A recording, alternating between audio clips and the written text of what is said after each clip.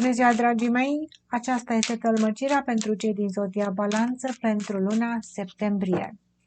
Numele meu este Camizea, de la canalul Camizea 1001 de tălmăciri. Videoclipul este subtitrat. Dacă nu vă place scrisul, apăsați pe pictograma CC ca să dispară scrisul. Balanțe, cei născuți în această zodie, cei care aveți aici ascendentul sau alte planete dominante, sau poate urmăriți pentru că aveți de-a face cu cineva din zodia Balanță. Vom începe cu energiile curente generale pentru această perioadă, să vedem ce se îndreaptă către voi. Iar în partea a doua, Camizea vă întreabă astăzi, ca de obicei: sunteți creatorii proprii voastre realități sau sunteți la mâna destinului? Vom afla în tălmăcirea metafizică. Dar până atunci, cei născuți în zodia Balanță doresc să afle scurt și la obiect ce va fi în luna septembrie. Unde este focusul și ambiția voastră? Ce se îndreaptă către voi și cum veți face față situației? Avem pentru voi 7 de spade. Un personaj care ia ceea ce este al lui și pleacă. Oare cine va pleca? Este Balanța cea care își ia drepturile și iese dintr-o situație? Sau poate cineva din viața voastră vă ia pe dinainte? Poate că veți închide ochii unii dintre voi. Cineva vă trece pe dinainte și îl lăsați să treacă. Cine ia și pleacă?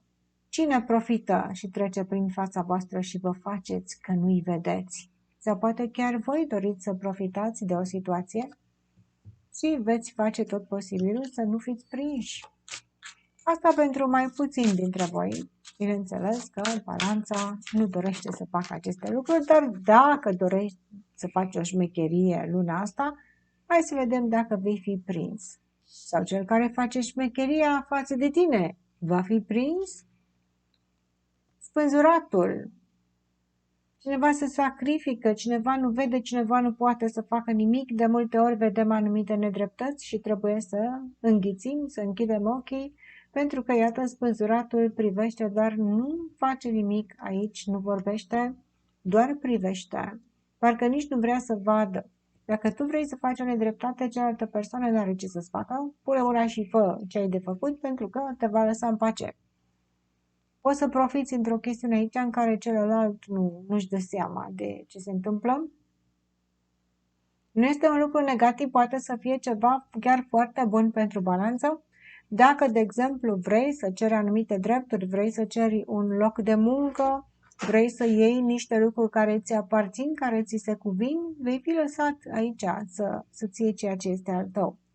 Dar dacă cineva trece prin fața ta cu anumite chestiuni, vei închide ochii. Asta ne spun cărțile. Avem Regina de Cupe în poziție răsturnată. Este persoana care, într-adevăr și din punct de vedere emoțional, se sacrifică și îl lasă pe celălalt să creadă că a câștigat. Dar cine se sacrifică? Este o femeie aici, care va lăsa foarte mult de la ea în această perioadă. De ce? Pentru că probabil nu are ce să facă. Este vorba de iubire, femeia este cea care nu poate să ține controlul asupra unei situații, vedem. În iubire pentru femei, probabil că nu este momentul potrivit să oferiți dragostea voastră cuiva, pentru că acea persoană profită. Dacă este vorba de iubire, dacă sunteți femei. Sau o femeie nu se implică într-o chestiune emoțională. Hai să vedem ce cade la spatele vostru. Regele de spade. Wow, bărbatul este tăios, femeia este emoțională și se victimizează aici. Dar ce face acest bărbat? Da, dacă tu n-ai niciun bărbat în viața ta, nu este bărbatul din dormitor, dragele mele. De multe ori descriu în aceste cărți situații dintre femei și bărbați și bineînțeles că se găsește omul să spune: vai, eu n-am pe nimeni în viața mea. Dacă tu n-ai pe nimeni în viața ta și urmărești această citire, este vecinul. Da? Sau poate este cineva după stradă, dacă n-ai pe nimeni în viața ta. Dar în majoritatea situațiilor, la Balanță, Vedem un bărbat tăios, care este un pic cam dur aici cu această femeie și pe ea o va afecta foarte mult emoțional această atitudine. Cine este acest bărbat? Dar îl va lăsa în pace cu ale lui, să-și facă de cap, să-i treacă nervii și să-i treacă aici și în cap, așa, un pic prea mult. Poate să fie la locul de muncă această situație, un șef care este foarte exigent, care dictează. Mai văd un loc de muncă în care se fură. Opa! La cine se fură locul de muncă? Nu spun că la toată lumea, pentru că văd enorm de mult în aceste cărți. V-ați obișnuit, da? Citile Camizei nu sunt ca 3 minute tiktocistice, ci eu chiar citesc aceste cărți, dragii mei, dacă nu v-ați dat seama. Deci voi da mai multe scenarii, pentru că nu aveți cu toții viața la fel. Și pentru că ar fi banal și stupid să vă spun la toți că vi se întâmplă același lucru. Sau că vine luna asta sufletul pereche și toată lumea pe TikTok, vai de mine, vine sufletul pereche. Da? Hai să ne concentrăm aici la citire. Un bărbat dur care afectează emoțional o femeie. Poate să se inverseze aceste energii. Dacă nu este bărbat, poate să fie o persoană în conducere sau cineva care dictează anumite lucruri, dar partea bună a chestiunii este că femeia aceasta îl ignoră. Da? Cineva ignoră pe cineva. Acasă, la muncă, într-o comunitate, într-o familie, pentru că acea persoană este tăioasă. Vedem regina de bâte răsturnată.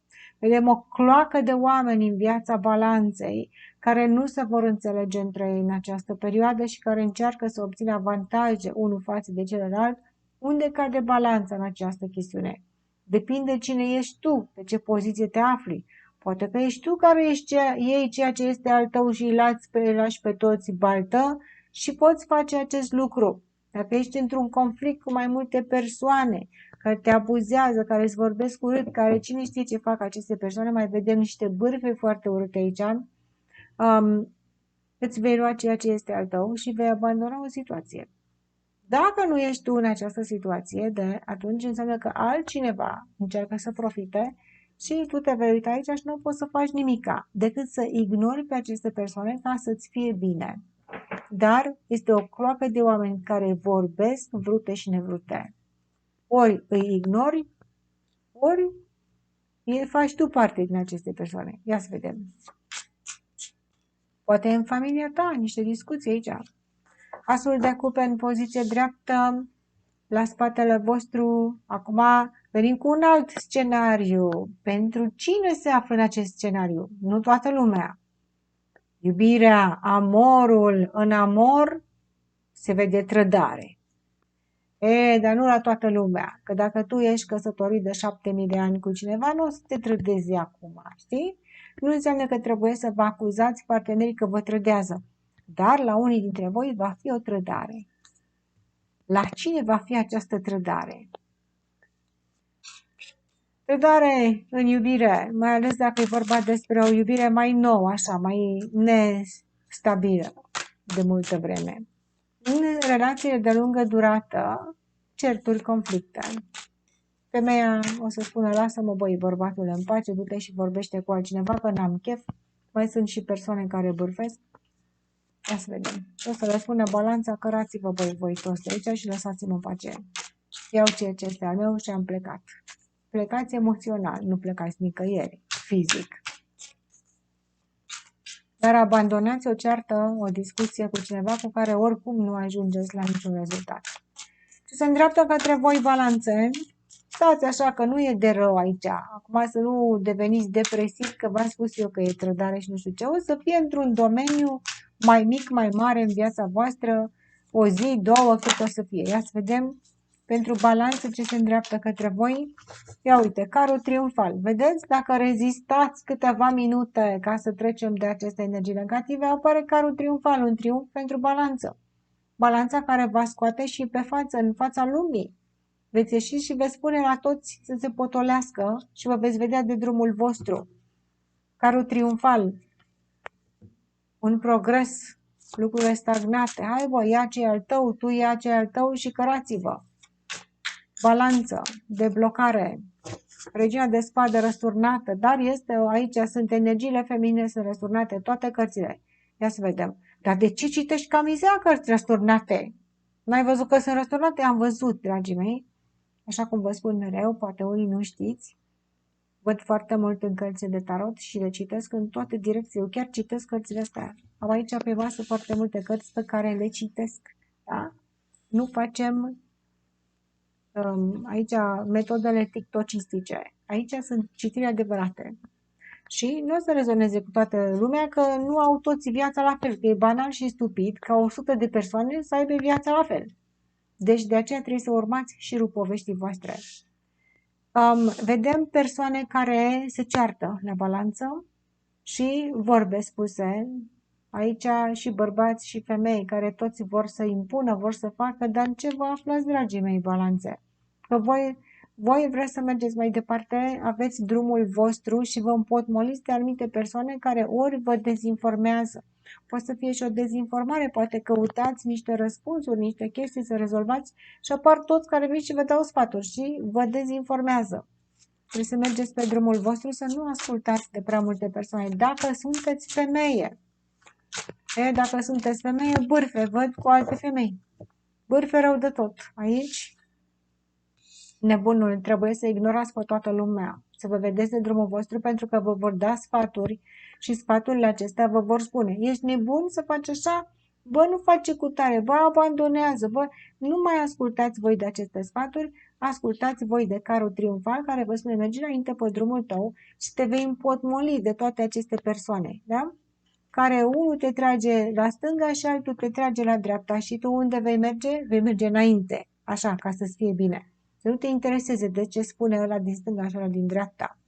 Dacă ești la locul de muncă, este clar că acolo se vor face niște întruniri, niște chestii așa și nu vor ajunge la concluzii foarte bune aici. Se cere un progres la locul de muncă, cineva mai face și niște greșeli la locul de muncă, cineva parcă nu-i pasă la locul de muncă, nu se preocupă și v-am mai spus așa, cum v-am mai spus, cineva fură la un loc de muncă. La cine se întâmplă aceste lucruri? Scrieți-mi în comentarii, că nu o să fie la toți la fel.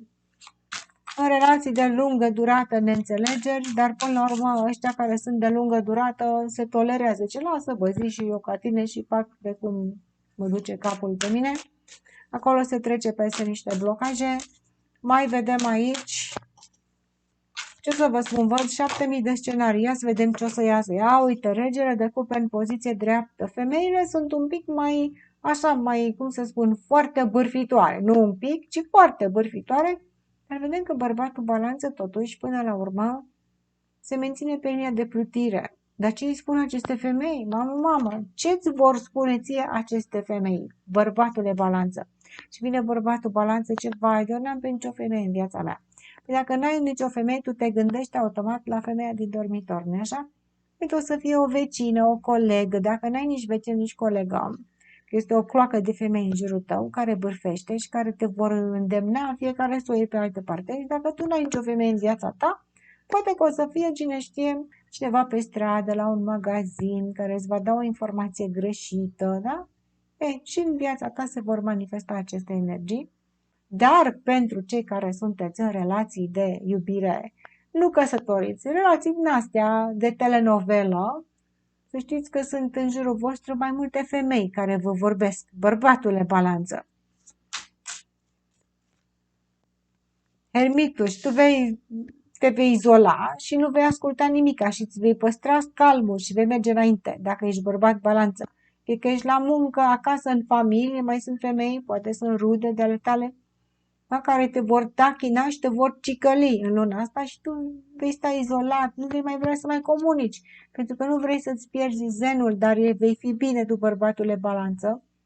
Te vor ignora pe tine așa ușor aceste femei sau îți vor spune niște chestii. Dacă ești femeie și ești întoarsă pe dos și ai impresia că cineva te trădează și că e așa, lasă-l în pace pe acest bărbat. O să-și revine, dar are nevoie de o pauză. Pauză, ce ți-am spus? Nu ți-am spus despărțire, ți-am spus pauză. Dacă tu te desparți, unii dintre voi poate chiar vă despărțiți dacă nu rezistați acestor tentații. Trebuie să luați o pauză ca să vedeți despre ce este vorba. Și avem 3 de bâte în poziție răsturnată.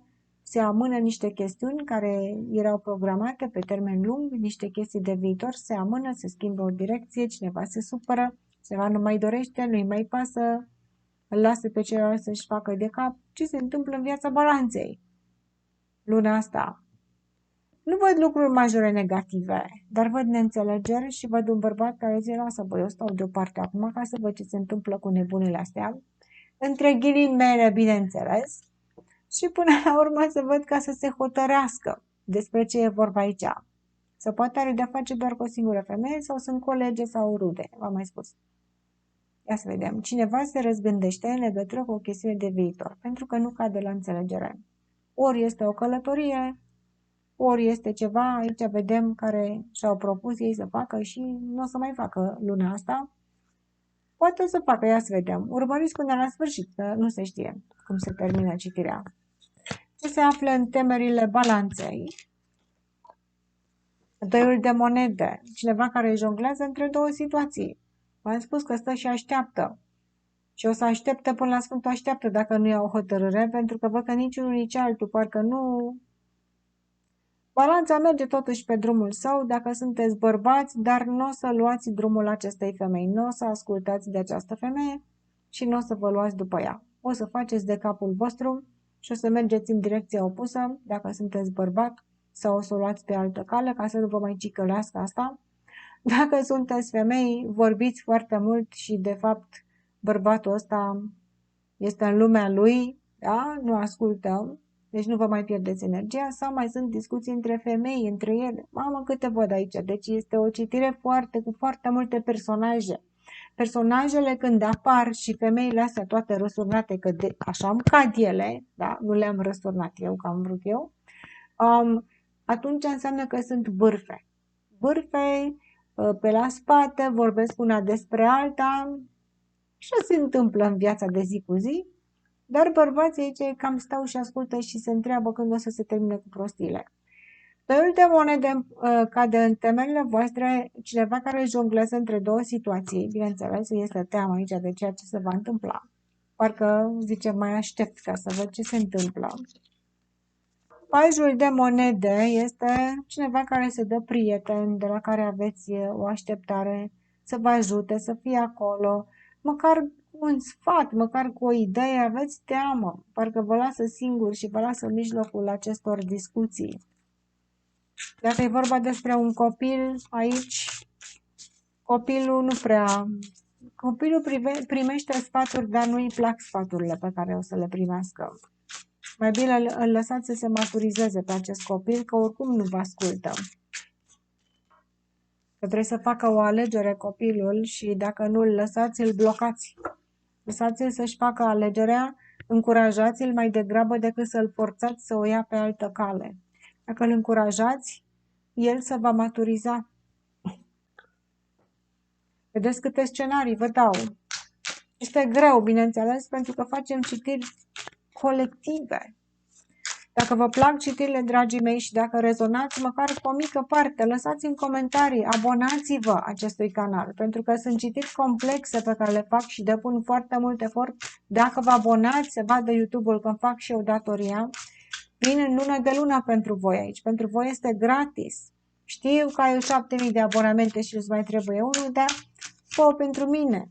Dacă apreciezi aceste citiri, apasă pe abonament, mai jos este gratis. Lasă-mi un comentariu de apreciere dacă îți place ceea ce vezi. Și nu uita să dai un like. Hai să vedem în continuare abordarea conștientă, să vedem ce veți face, deciziile pe care le veți lua. Iar pentru citiri personale, mă întrebați cum să ajungeți la mine, ofer citiri foarte complexe, în stilul acesta, pe multe subiecte, pe analize foarte amănunțite, cu durate și până la 2 ore, în funcție de timp, bineînțeles. Mă găsiți pe linkul meu direct de Messenger. Aici mai jos l-am postat. Ca să știți sigur că ajungeți la mine, apăsați pe linkul meu de mai jos, apăsați pe săgeată ca să-l vedeți. Să nu ajungeți ce știe pe unde. Abordarea conștientă, o carte trebuie să ne iasă aici pentru balanță. A ieșit. 10 de bâte. va trebui să ajungeți la capătul acestui drum, care nu va fi foarte ușor, dar după aceea vă veți ușura. Deci în luna aceasta, septembrie, pentru balanță, apar aceste personaje care vă pun în cârcă așa tot felul de chestii. Și voi trebuie să le duceți. Cu cât veți fi mai calm și mai distant și nu vă veți implica în aceste discuții, le veți duce foarte bine până la capăt.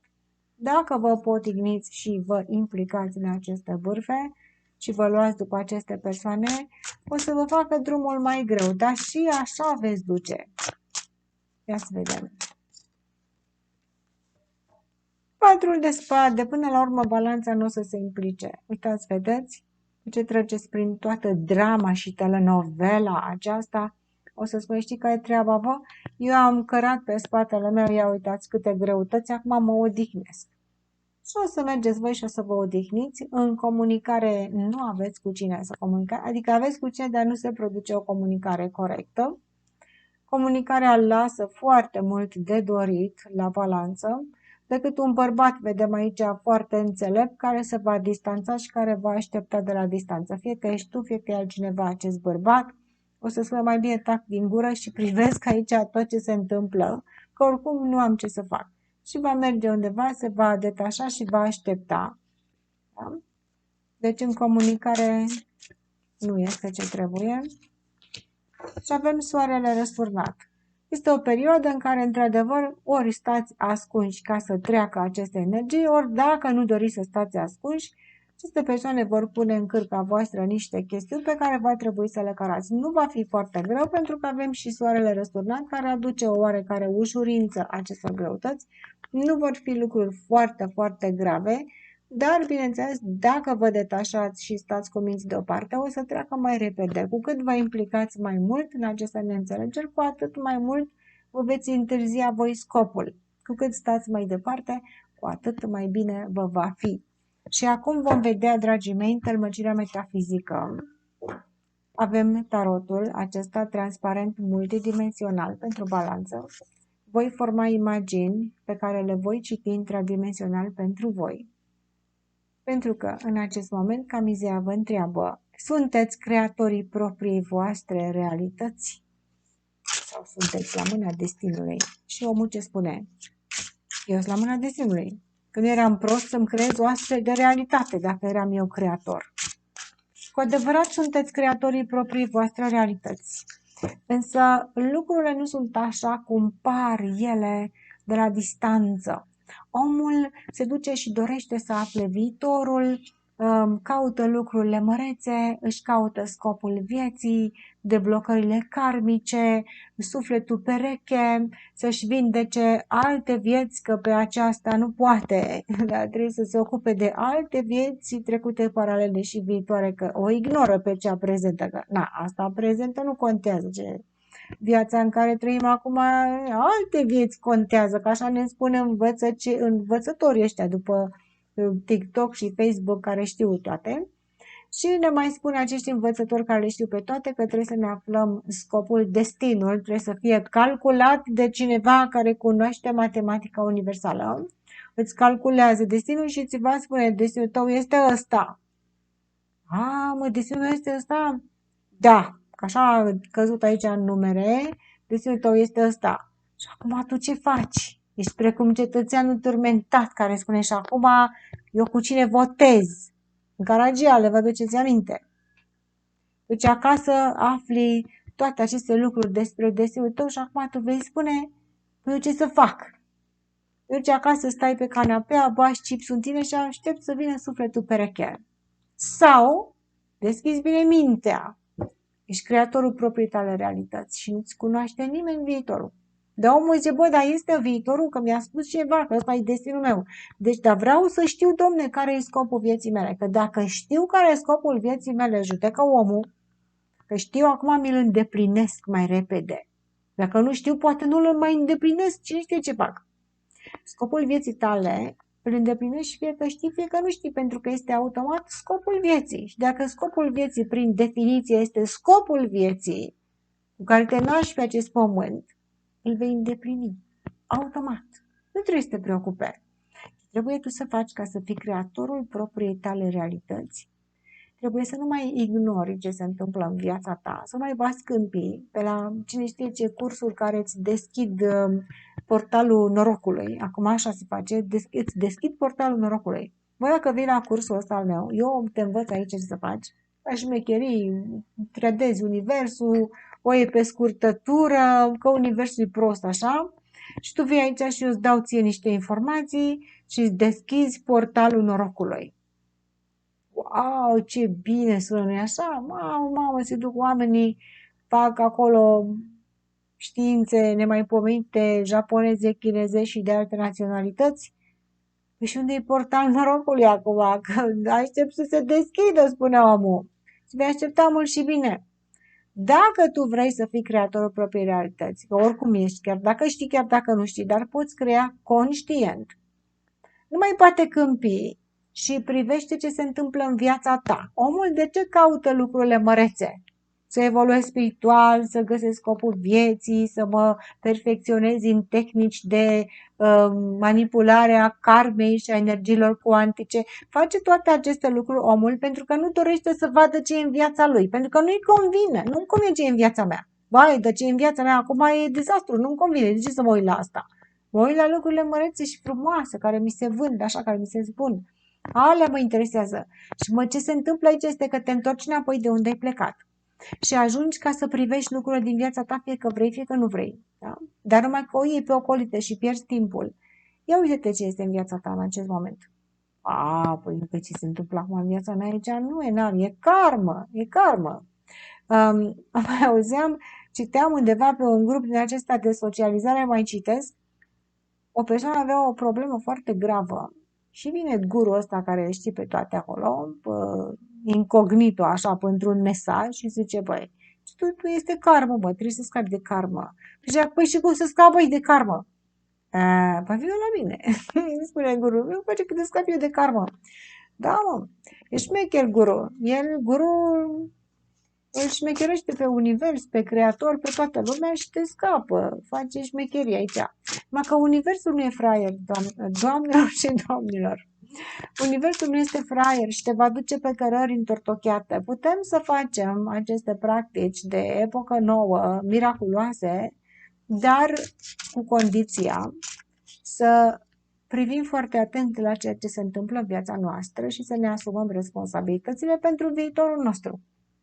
Da? O ghicire de tarot ne poate da niște tendințe, ne poate spune ce se poate întâmpla, analizăm o situație, dar în ultima instanță nu poate să-ți ghicească viitorul. Vreau să știu la sigur, să-mi garantez mie că sufletul pereche vine pe data de cutare în locul cutare, ca să mă duc să-l întâlnesc. Da? Am trecut de nivelul de grădiniță. De tarot poate să spune ce trebuie să faci tu, că trebuie să faci tu ceva. Păi am făcut toate și nu a venit sufletul pereche. Hai să vedem ce ne spune mintea superioară despre balanță, care le vede pe toate mintea superioară, ce ne spune. Ai un blocaj mental. În luna septembrie, balanță, fie că ești bărbat sau femeie și va trebui să depășești acest blocaj mental. Despre ce e vorba? Stresul. Un stres foarte mare, care spui, vai, dar nu există rezolvare în viața mea, așa o să spui balanță. Păi ce, cum să rezolvi stresul ăsta? Am o situație că nu există, să-mi facă ceva o vrajă, domne. Păi există rezolvare, spune mintea superioară, numai că nu o vezi tu. Wow!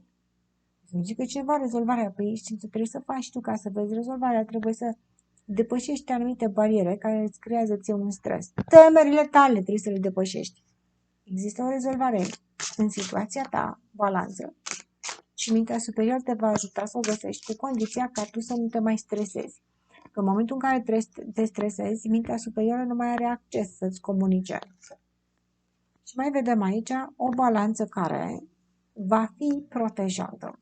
Dacă tu înțelegi că există o rezolvare în orice situație în viața ta și îți păstrezi calmul, stabilitatea, trebuie să te și izolezi poate puțin, să nu investești în luna asta, nu investi în luna septembrie, balanță, bani, emoții, nu investi, ci mai degrabă trebuie să-ți dai seama tu că ești în siguranță, fără să te stresezi, și că situația ta se va rezolva, dar nu investi. Protejează-te ca mintea superioară să te poată îndemna. Blocajul mental din care tu ai impresia că nu poți ieși și îți creează numai gânduri negative, ți se spune ești în siguranță, ești protejat, cu condiția să nu investești.